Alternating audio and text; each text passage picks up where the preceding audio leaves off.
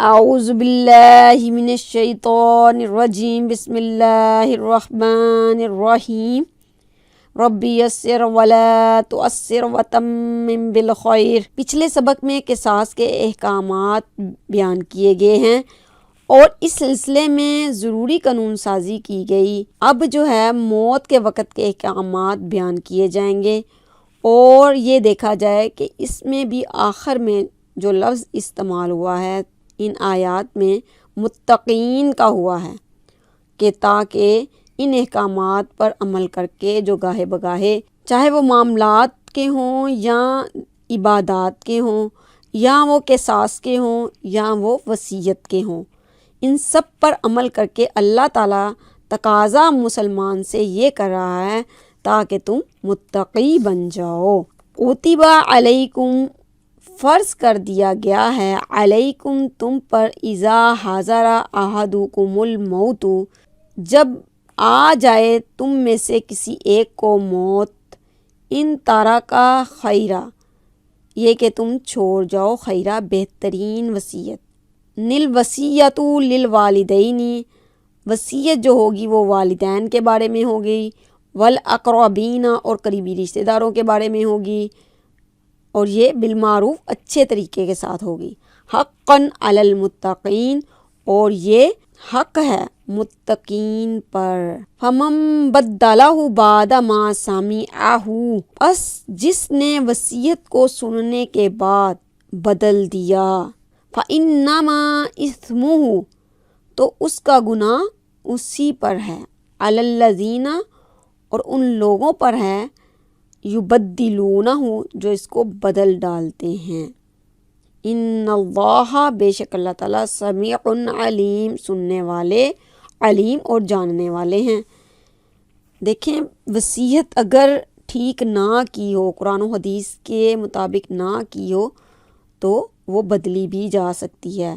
آگے اللہ تعالیٰ اسی کو مینشن کر رہے ہیں، فمن خاف من موصٍ جنفا، اور جو کوئی ڈر جائے، من موصٍ، کہ وصیت کرنے والے کی طرف سے وصیت میں جانبداری اختیار کر لی گئی ہے، اور اثم، یا گناہ کا مرتکب ہونے کا خطرہ محسوس کرے، یعنی کہ ایک ہی جائیداد جو ہے وہ ساری کی ساری مدرسے کو دے دی ہے یا ایک ہی بھائی کو دے دی اور ایک کو محروم کر دیا، فاصلح، تو وہ ان کی اصلاح کر دے، بینہم، ان کی، فلا اثم، پھر گناہ نہیں ہے، اثم پھر گناہ نہیں ہے، علیہ، اس پر، ان اللہ، بے شک اللہ تعالیٰ، غفور الرحیم، بخشنے والے اور رحم کرنے والے ہیں۔ سورۃ البقرہ کی یہ آیات مبارکہ ان آیات میں سے ہیں جن کی تلاوت تو کی جاتی ہے لیکن ان پر عمل نہیں ہوتا، کیونکہ ان میں دیے گئے حکم کو سورۃ النساء کی آیت نمبر 11 اور 12 سے منسوخ کر دیا گیا ہے۔ ابتدائے اسلام میں اسی کے مطابق عمل ہوتا تھا۔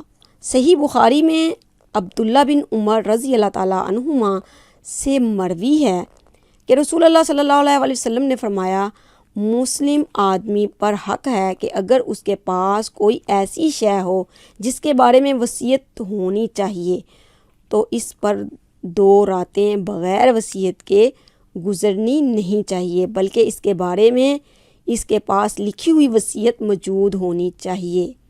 صحیح بخاری کتاب الوصایا، یعنی یہ پہلے حکم تھا کہ وصیت جو ہے اس کے پاس ہر وقت لکھی ہونی چاہیے تھی، لیکن جب ان آیات کے نزول کے بعد ہر کوئی نصیحت جو ہے لکھنے کی ضرورت محسوس نہیں کرتا تھا، کیونکہ سورۃ النساء نے اس مسئلے کا حل نکال کر سامنے رکھ دیا۔ ورثاء کا حق، ان کو ملنے والے حصوں کی وضاحت کے ساتھ غیر ورثاء کے بارے میں وصیت کے معاملے کو بھی واضح کر دیا گیا ہے۔ صحیح بخاری میں حضرت سعد رضی اللہ تعالیٰ عنہ بن ابی وقاص سے مروی ہے کہ حجۃ الوداع والے سال مکہ مکرمہ میں رسول اللہ صلی اللہ علیہ وآلہ وسلم میری عیادت اس بیماری میں کیا کرتے تھے جس نے شدت اختیار کر لی، اور میں اس جگہ مرنا نہیں چاہتا تھا جس سے میں نے ہجرت کی تھی۔ ایک دفعہ جب آپ تشریف لائے تو میں نے عرض کیا اللہ نے مجھے مالدار بنایا ہے اور میری ایک بیٹی ہے جو میری وارث ہوگی، کیا میں اپنا 2/3 مال صدقہ کر دوں؟ آپ صلی اللہ علیہ وآلہ وسلم نے فرمایا نہیں۔ میں نے عرض کیا تو آدھا کیے دیتا ہوں۔ آپ صلی اللہ علیہ وآلہ وسلم نے پھر انکار فرما دیا۔ میں نے عرض کیا تو 1/3 کر دوں؟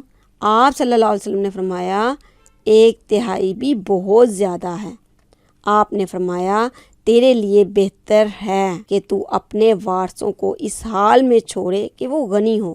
اس لیے پیارے نبی صلی اللہ علیہ وآلہ وسلم نے منع فرمایا کہ سارا کا سارا مال جو ہے یتیم خانے کو دے دینا یا ایسی جگہ جہاں اللہ تعالیٰ نے حکم جاری نہیں کیا۔ ایسا نہ ہو کہ وہ لوگوں کے سامنے ہاتھ پھیلاتے پھرے۔ تمہارے عزیز و اقارب، یعنی اگر تو نے سارا مال یا مال کا اکثر حصہ صدقہ دیا تو ورثاء غربت کی وجہ سے لوگوں کی آنت کے محتاج ہو جائیں گے۔ صحیح بخاری کتاب الوصایہ میں یہ حدیث آئی ہے۔ اس حدیث مبارک سے یہ بھی معلوم ہوا کہ حقیقی اولاد کے علاوہ جو رشتہ میں قریب ہوتے ہیں، حقیقی اولاد کی غیر موجودگی میں وہ بھی وارث ہی ہوتے ہیں، لہٰذا ان کو ان کے حق سے محروم کرنے کے لیے 1/3 وصیت سے زیادہ کی اسلام میں اجازت نہیں ہے۔ حافظ ابن کثیر رحمۃ اللہ علیہ نے ابو ہریرہ رضی اللہ تعالیٰ عنہ سے نقل کیا ہے کہ رسول اللہ صلی اللہ علیہ وآلہ وسلم نے فرمایا آدمی نیک اعمال 70 سال تک کرتا رہتا ہے لیکن وصیت میں ظلم کا مرتکب ہو جاتا ہے اور اسی پر خاتمہ کی بنا پر جہنم کا ایندھن بن جاتا ہے، اور بعض لوگ 70 سال برے اعمال کو اپناتے ہیں لیکن وصیت میں عدل و انصاف کے تقاضوں کو پورا کرتے ہوئے ان کا خاتمہ بھلائی پر ہوتا ہے، جس کی وجہ سے وہ جنتی بن جاتے ہیں۔ یہ بیان کرنے کے بعد حضرت ابو ہریرہ رضی اللہ تعالیٰ عنہ نے کہا اگر چاہو تو قرآن حکیم کی یہ آیت پڑھ لو، یہ اللہ تعالیٰ کی مقرر کردہ حدیں ہیں، ان سے تجاوز مت کرو۔ جو لوگ اللہ تعالیٰ کے حدود سے تجاوز کرتے ہیں پس وہی لوگ ظالم ہیں۔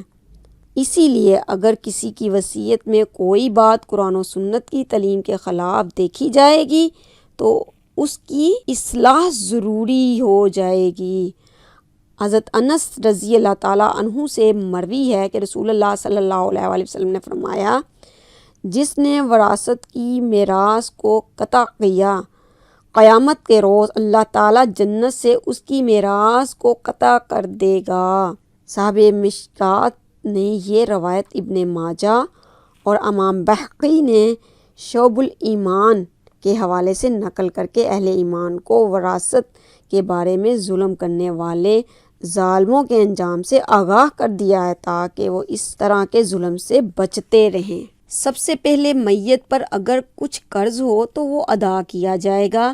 صحیح بخاری میں اس کی وضاحت یوں موجود ہے، بے شک نبی صلی اللہ علیہ وآلہ وسلم نے وصیت سے پہلے میت کا قرض ادا کیا یا کرنے کا حکم دیا، یعنی ادا کرنے کا حکم دیا۔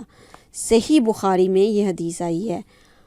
سب سے پہلے کفن دفن کا انتظام کیا جائے اور جو قرآن و حدیث کے مطابق وصیت کی ہے اس کو پورا کیا جائے اور اس کا قرض ادا کیا جائے، اور اس کے بعد رشتہ داروں میں جس طرح سورہ النساء میں اللہ تعالیٰ نے حکم دیا ہے اس طرح وراثت کو تقسیم کیا جائے۔ اسلامی ریاست کے مستحکم ہوتے ہی اللہ تعالیٰ نے ان کے حصے خود متعین کر کے اسلام کو دنیا کا بہترین دین بنا دیا۔